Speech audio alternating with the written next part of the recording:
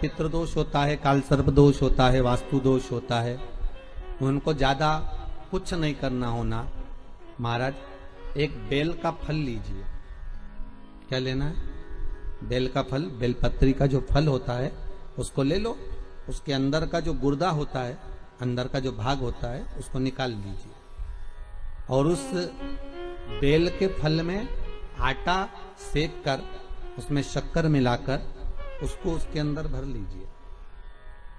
अमावस्या के दिन सुबह 10 बजे से पहले उस बेल फल में जिसमें तुमने पंजेरी भरी है, आटा सेक कर भरा है शक्कर के साथ में, उसको अपने घर में घुमाने के बाद में जिसको काल सर्प दोष बताया है, पितृदोष बताया है या वास्तु दोष का स्मरण बताया है, घर में सब दूर घुमाकर अपने परिवार का हाथ का स्पर्श कराकर पीपल के पेड़ के नीचे तक खड्डा खोदकर उस बेलपत्र के उस फल को दाब दीजिए। उस फल को उसमें दबा दीजिए। महाराज केवल एक अमावस्या करना रहता है, पितरों के दोष से मुक्ति मिलती है और हमारे घर के कार्य सफल होना प्रारंभ हो जाते हैं। कार्य की सफलता होती है, कार्य में सफलता प्राप्त होने लगती है।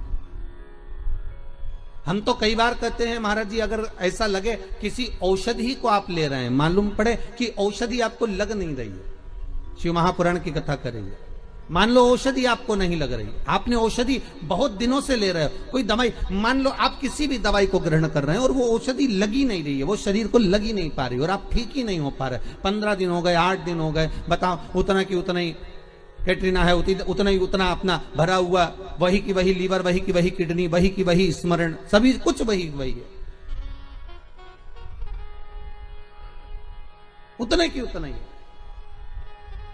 बीपी भी ऊंचा नीचा चल रहा है पर लेवल में नहीं आ रहा, शुगर भी लेवल में नहीं आ रही, तो प्रयास करा करो महाराज, बेलपत्री के फल का जो गुर्दा है, अंदर का जो भाग है फल का, उसको पानी में गला लीजिए और प्रदोष कम से कम प्रदोष नहीं हो और बीमारी जरा दवाई लगी नहीं रही हो तो बिना प्रदोष के भी कर सकते हो, उसको पानी में गलाइए।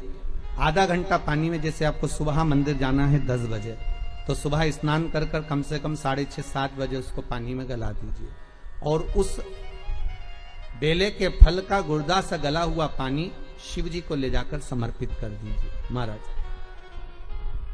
उस पानी में से थोड़ा सा 1 चम्मच पानी शिव जी पे चढ़ा हुआ लेकर आ जाइए।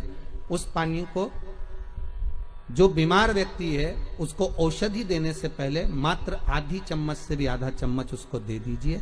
भगवान शंकर का श्री शिवाय नमस्तुभ्यम का जाप कर कर उस पानी को देने के बाद अगर आप औषधि देंगे तो ये पक्का है कि औषधि अपना कार्य करना प्रारंभ कर देगी और वो स्वस्थ होना प्रारंभ हो जाएगा, वो स्वस्थ हो। औषधि 7 स्थान शिवलिंग के बताए हैं जहां पर भूल से भी अगर कोई चंदन की उंगलियां लगा देता है, 7 स्थान ऐसे हैं जहां चंदन की मात्र उंगलियां लगा देने से ही शिव पितृलोक के पितरों को मुक्ति प्रदान करके बैकुंठ लोक का निवास दे देते हैं। 7 स्थान।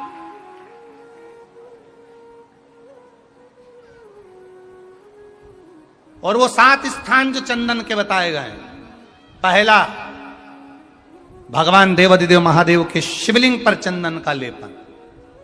समझ लेना जरा बहुत अच्छे से।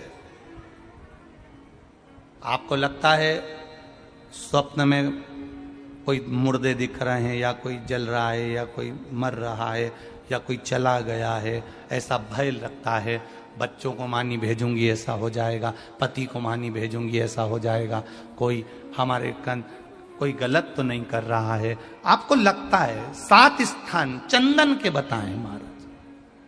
पहला शिवलिंग, दूसरा जहां गणेश जी का स्थान है, मालूम है ना सबको, जम के बोलो जरा, मालूम है ना सबको, जहां गणेश जी का स्थान है वहां अलग से गणेश जी बैठे, वहां नहीं, शिवलिंग में जलाधारी के ठीक सामने, राइट में गणेश, लेफ्ट में कार्तिकेय, बीच में अशोक सुंदरी।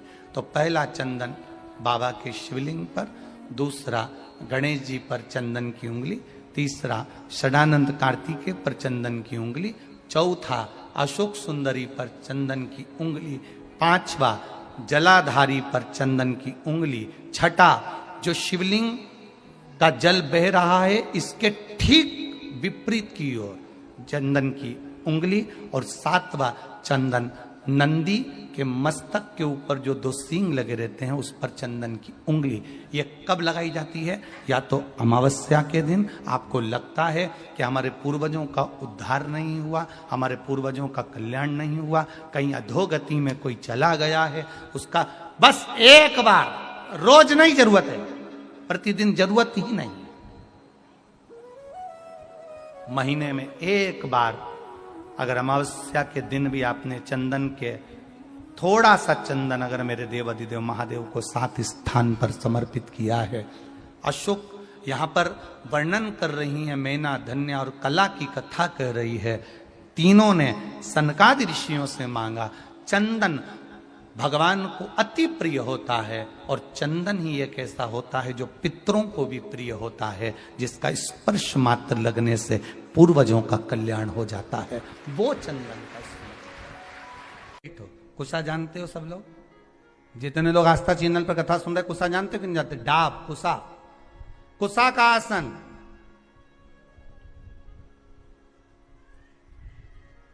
ब्राह्मण कुसा कब तोड़ता है?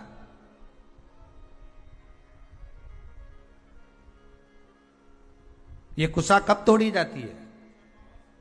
केवल अमावस्या को, केवल अमावस्या। अन्य अमावस्या पर तोड़ेगा तो 1 महीने तक चलेगा।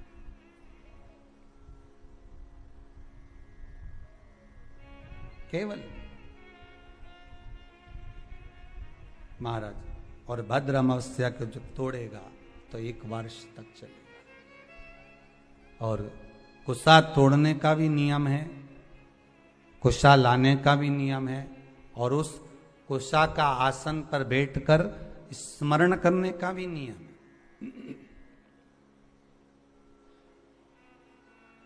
कुसा का आसन पर बैठने का भी नियम है।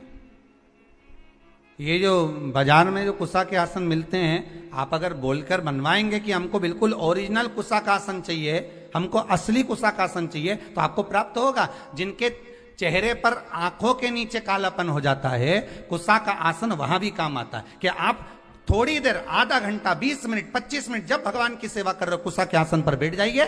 आपको किसी क्रीम की जरूरत नहीं पड़ेगी, किसी आपको पाउडर की जरूरत नहीं पड़ेगी। आप कुसा के आसन पर बैठकर भगवान का भजन करो। जितनी देर बैठ सकते हो उतनी देर कुसा के आसन पर बैठो। 4 दिन, 8 दिन, 15 दिन कर कर देखना, आंखों के नीचे से कालापन समाप्त हो जाएगा। कुसा के आसन में वो तेज बल होता है कि नेत्र की ज्योति भी बढ़ा देता है। कुसा के आसन में वो बल होता है कि आदमी के नेत्रों पर जो चश्मा चढ़ा होता है वो तक समाप्त हो जाता है।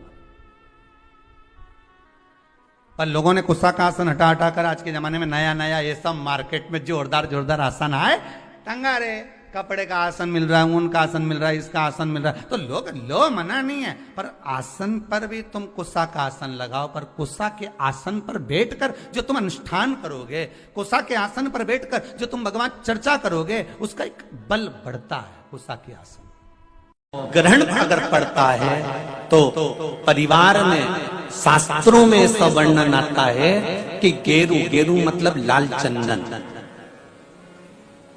कौन सा चंदन? जम के बोलो जरा। लाल चंदन।